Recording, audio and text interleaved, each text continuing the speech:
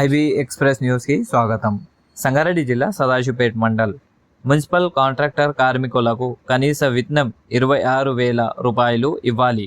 Municipal కార్మికులందరినీ permanent చేయాలి. CITU ఆధ్వర్యంలో municipal ముందు ధర్నా. కమిషనర్కు వినతి పత్రం.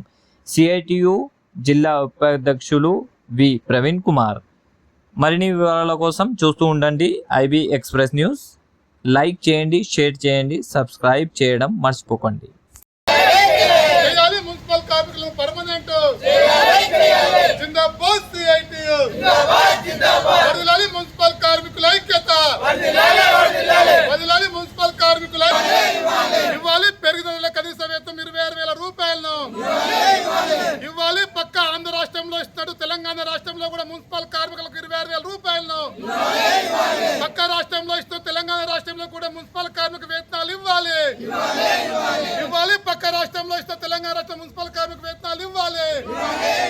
జిందాబాద్ సిఐటియు జిందాబాద్ సిఐటియు. గత 25 సంవత్సరాల నుంచి ఈరోజు మున్సిపాలిటీలో శానిటేషన్ విభాగం కానీ వాటర్ సప్లై విభాగంలో కాంట్రాక్ట్ కార్మికులు పనిచేస్తూ ఉన్నారు. కానీ ఇప్పటి వరకు ఈరోజు ఈ ప్రభుత్వం వచ్చిన తర్వాత 6 నెలలు అయిపోయినా ఇప్పటి వరకు కూడా మున్సిపల్ కార్మికులు కనీసం పట్టించుకోవట్లేదు.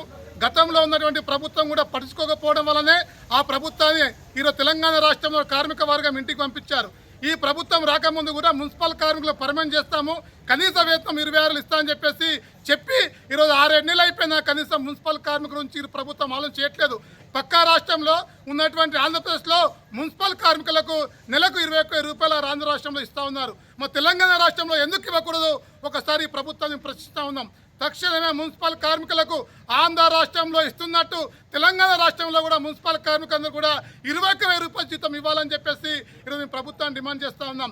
అదేవిధంగా గత 20 సంవత్సరాల నుంచి ఈరోజు కాంట్రాక్ట్ కార్మికులు పనిచేస్తున్నా పర్మనెంట్ లేదు. అందుకే ఈరోజు అందరి మున్సిపల్ కార్మికులందరూ కూడా పర్మనెంట్ చేయాలని చెప్పేసి ఈరోజు మేము ప్రభుత్వాన్ని డిమాండ్ చేస్తూ ఉన్నాం. ఇప్పటికైనా ఈ ప్రభుత్వము తక్షణమే మున్సిపల్ కార్మికుల గురించి ఆలోచించాలి. ఈరోజు మున్సిపల్ కార్మికుల వల్లనే ఈరోజు పట్టణాలు అభివృద్ధి అవుతా ఉన్నాయి. మున్సిపల్ కార్మికుల వల్లనే ఈరోజు పట్టణం పరిశుభ్రంగా ఉంటా ఉంది. ఈరోజు మున్సిపల్ కార్మికులుగా లేకపోతే ఈరోజు పట్టణం ఈరోజు పరిశుభ్రంగా ఉండే పరిస్థితి ఉండదు. కానీ ఈరోజు నిత్యం ప్రజలకు సేవ చేసే మున్సిపల్ కార్మికుల గురించి, వాళ్ళ జీవితాల గురించి ఈరోజు ప్రభుత్వాలు ఆలోచించాలని చెప్పేసి కూడా ఈ సందర్భంగా ప్రభుత్వాన్ని డిమాండ్ చేస్తా ఉన్నాం.